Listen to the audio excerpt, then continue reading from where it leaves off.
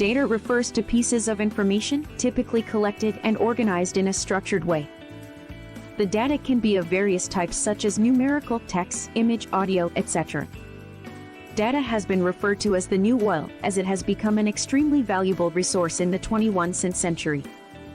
Just like oil, data can be used to fuel various processes and has the potential to create wealth and drive economic growth. Data has immense value in the 21st century as it can be analyzed to provide insights and make informed decisions in various fields such as business, healthcare, education, and government. Functions that can be performed using data include predictive modeling using data to make predictions about future events or outcomes. Data visualization presenting data in a graphical format to help people understand patterns and relationships. Data analysis examining data to uncover trends, patterns, and relationships. Data mining extracting useful information from large data sets.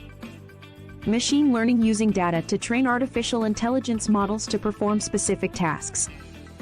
Overall, data is a powerful tool that can be used to drive progress and improve decision-making in various fields.